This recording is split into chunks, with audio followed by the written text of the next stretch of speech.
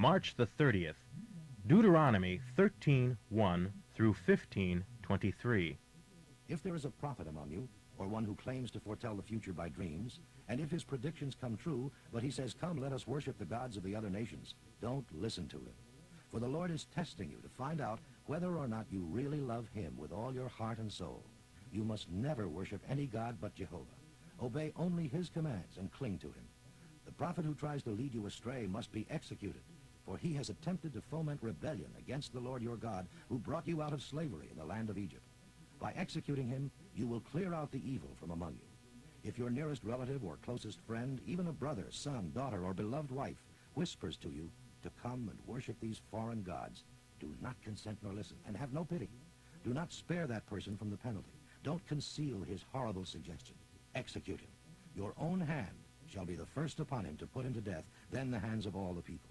Stone him to death, because he has tried to draw you away from the Lord your God, who brought you from the land of Egypt, the place of slavery. Then all Israel will hear about his evil deed, and will fear such wickedness as this among you. If you ever hear it said about one of the cities of Israel that some worthless rabble have led their fellow citizens astray with the suggestion that they worship foreign gods, first check the facts to see if the rumor is true. If you find that it is certain that such a horrible thing is happening among you in one of the cities the Lord has given you, you must without fail declare war against that city and utterly destroy all of its inhabitants, and even all of the cattle.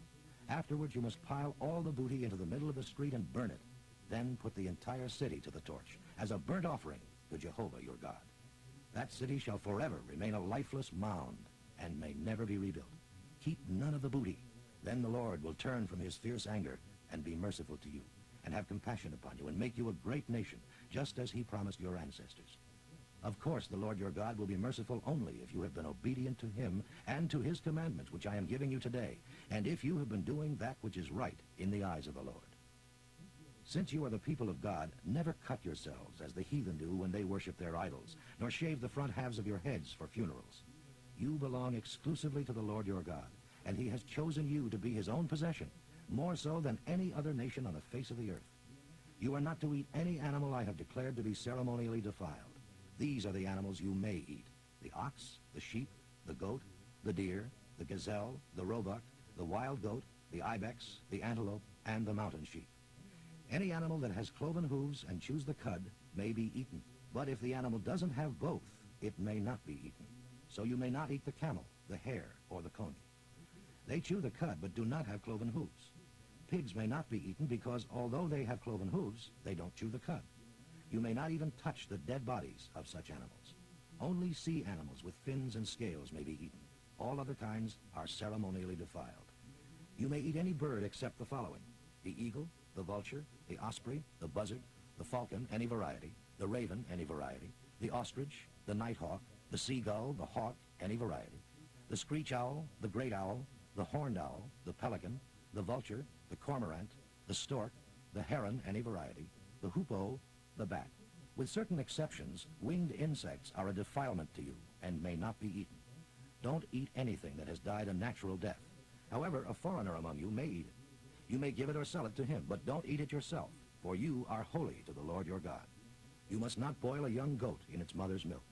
You must tithe all of your crops every year. Bring this tithe to eat before the Lord your God at the place he shall choose as his sanctuary. This applies to your tithes of grain, new wine, olive oil, and the firstborn of your flocks and herds. The purpose of tithing is to teach you always to put God first in your lives. If the place the Lord chooses for his sanctuary is so far away that it isn't convenient to carry your tithes to that place, then you may sell the tithe portion of your crops and herds and take the money to the Lord's sanctuary. When you arrive, use the money to buy an ox, a sheep, some wine, or some strong drink, to feast there before the Lord your God and to rejoice with your household. Don't forget to share your income with the Levites in your community, for they have no property or crops as you do. Every third year, you are to use your entire tithe for local welfare programs. Give it to the Levites who have no inheritance among you, or to foreigners, or to widows and orphans within your city, so that they can eat and be satisfied. And then Jehovah your God will bless you and your work. At the end of every 7th year, there is to be a canceling of all debts. Every creditor shall write paid in full on any promissory note he holds against a fellow Israelite, for the Lord has released everyone from his obligation. This release does not apply to foreigners. No one will become poor because of this, for the Lord will greatly bless you in the land he is giving you, if you obey this command.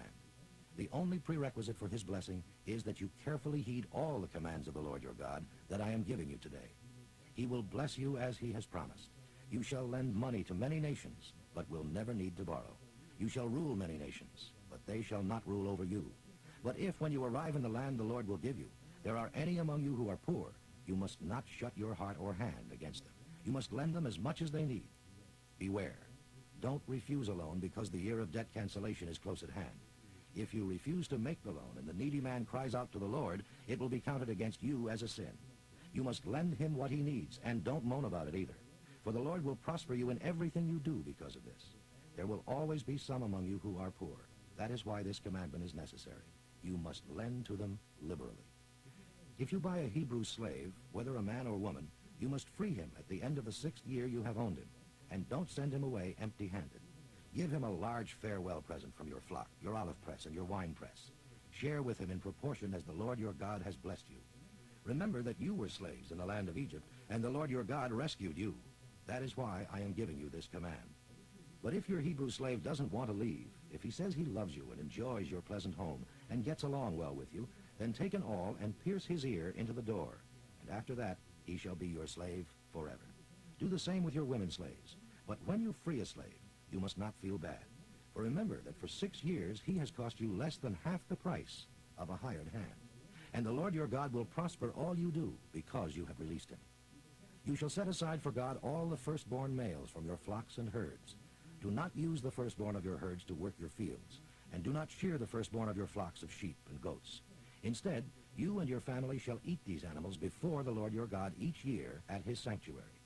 However, if this firstborn animal has any defect, such as being lame or blind, or if anything else is wrong with it, you shall not sacrifice it. Instead, use it for food for your family at home. Anyone, even if ceremonially defiled at the time, may eat it just as anyone may eat a gazelle or deer. But don't eat the blood. Pour it out upon the ground like water. Luke 8:41 through 9:6.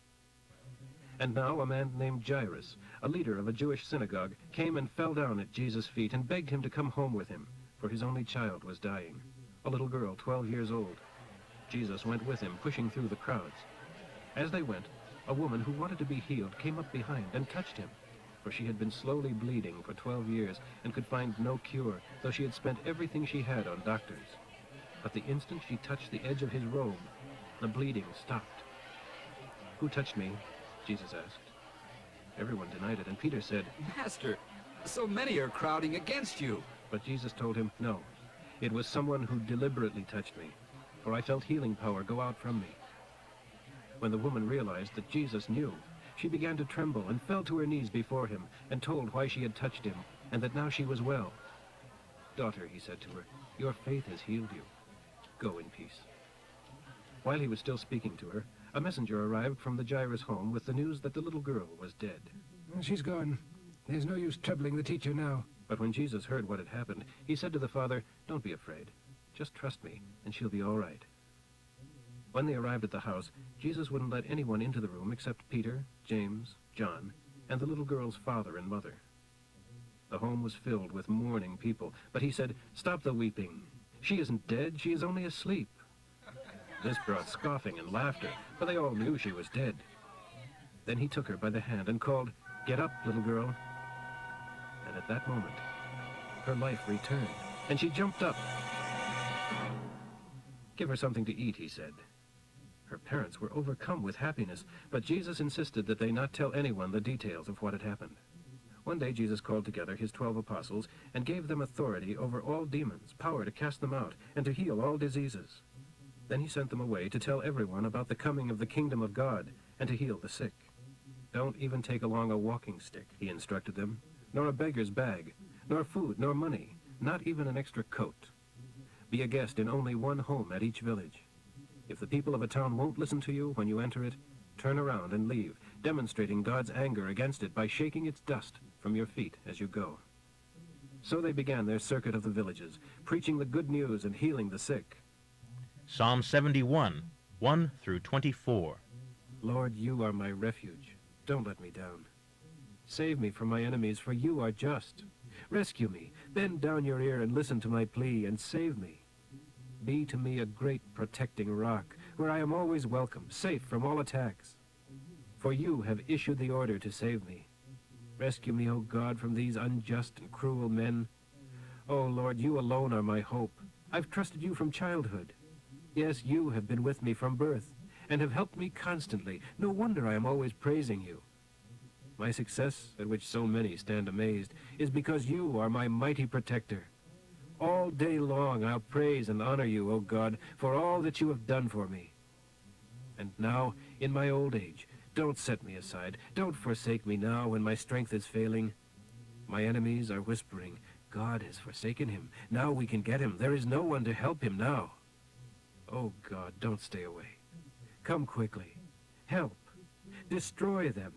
Cover them with failure and disgrace, these enemies of mine. I will keep on expecting you to help me.